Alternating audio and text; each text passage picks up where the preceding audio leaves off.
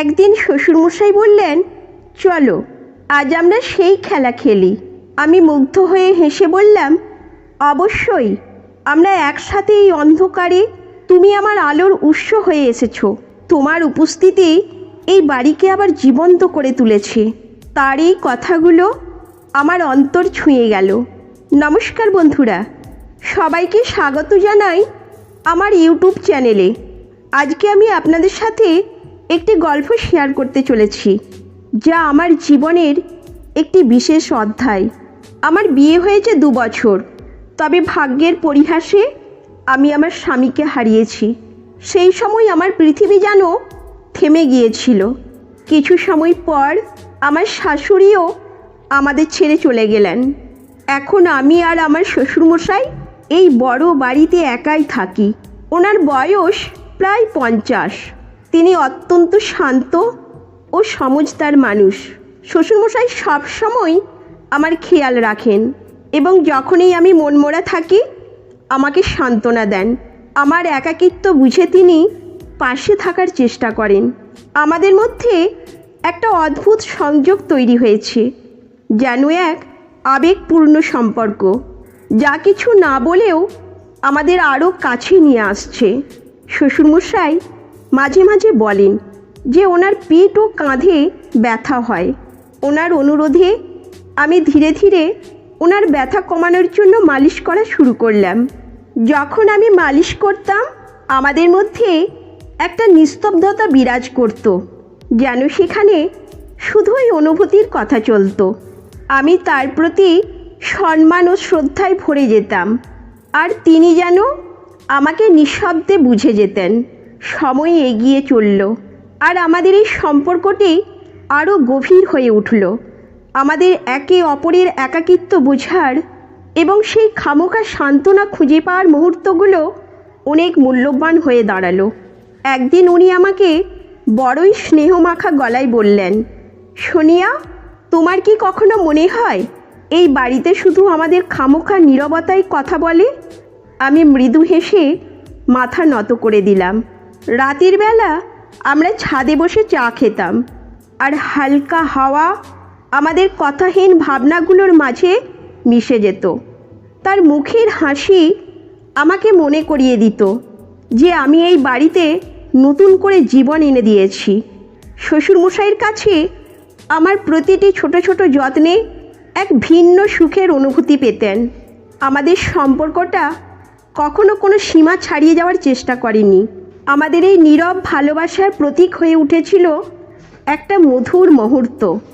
এক রাতে যখন বিদ্যুৎ চলে গিয়েছিল, আমি মোমবাতি নিয়ে শ্বশুরমশাইয়ের ঘরে গেলাম। তিনি মৃদু হেসে বললেন, এই অন্ধকারে তুমি আমার আলোর উৎস হয়ে এসেছো। তোমার উপস্থিতি এই বাড়িকে আবার জীবন্ত করে তুলেছে। তার এই কথাগুলো আমার অন্তর ছুঁয়ে গেল। আমাদের এই সম্পর্ক কোনো কথার দরকার পড়েনি। তার উপস্থিতি আমার জীবনকে আশীর্বাদের মতো মনে হতো। একদিন সকালে আমি যখন চা নিয়ে শ্বশুরমশাইয়ের ঘরে গেলাম, তিনি হঠাৎ করে মৃদু হেসে বললেন, সোনিয়া, তুমি জানো কি তুমি এই বাড়ির প্রাণ হয়ে উঠেছো? তোমার প্রতিটি হাসি যেন আমার একাকিত্ব ভুলিয়ে দেয়। এই কথাগুলো শুনে আমি ভেতরে ভেতরে কিছুটা লজ্জিত হলাম, কিন্তু মনের মধ্যে এক অদ্ভুত আনন্দের অনুভূতিও হলো। কিছুদিন পর শীতের এক সন্ধ্যায় শ্বশুরমশাই আমাকে বললেন, আজ ছাদে একটা ছোট্ট ডিনার করি, তোমার হাতের রান্না চেখে দেখব। আমি সেদিন নিজের হাতে বেশ কিছু প্রিয় খাবার বানিয়ে নিলাম। ছাদে টেবিল সাজিয়ে ছোট্ট একটা ডিনার করলাম আমরা। ঠান্ডা হাওয়া বইছিল, আর আমাদের মধ্যে কথার প্রয়োজন পড়েনি। শুধু একটা নীরবতা আমাদের হৃদয় জুড়ে ছিল। ডিনারের পরে শ্বশুরমশাই হঠাৎ করেই বললেন, তুমি যদি এইভাবে সব কিছুতে এত সুন্দর করে আমার খেয়াল রাখো, তবে আমি কিভাবে নিজের একাকিত্ব সামলাবো? আমি কিছু বলতে পারলাম না, শুধু তার দিকে তাকিয়ে মৃদু হাসলাম। তিনি বুঝতে পারলেন যে তার এই জীবনের একমাত্র আশ্রয় এখন আমি। এই নীরবতা যেন আমাদের মধ্যে এক অদৃশ্য বাঁধন তৈরি করেছিল। যা একে অপরকে আরও গভীরভাবে কাছে টেনে আনছিল। এর পরের দিনগুলোতে আমরা দুজনে একসাথে সময় কাটাতে শুরু করলাম। মাঝে মাঝে আমরা বাড়ির পাশের ছোট্ট বাগানে বসে গল্প করতাম। একদিন শ্বশুরমশাই বললেন, চলো আজ আমরা লুকোচুরি খেলি। তুমি তো জানো ছোটোবেলায় আমরা কত মজা করতাম। আমি হেসে বললাম, অবশ্যই, আমি প্রস্তুত। আমরা বাগানের কোণে গিয়ে খেলতে শুরু করলাম। শ্বশুরমশাই প্রথমে আমাকে গুনতে বললেন, আর আমি চোখ বন্ধ করে গুনতে শুরু করলাম। আশেপাশের গাছগুলো, ফুল আর পাতা আমাদের মধ্যে এক নতুন আনন্দের সৃষ্টি করছিল।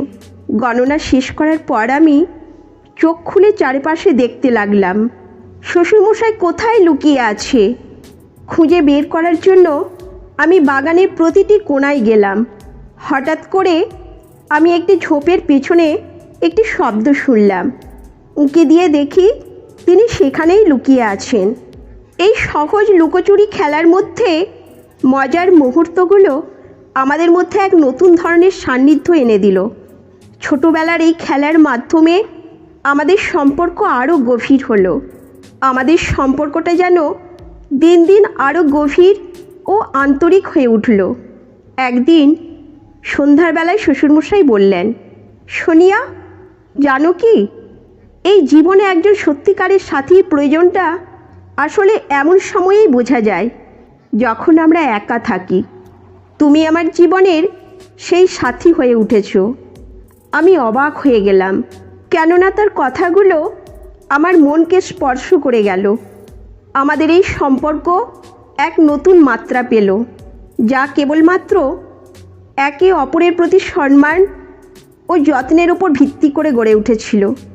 এই গল্প থেকে আমরা শিখলাম যে সম্পর্কের মর্যাদা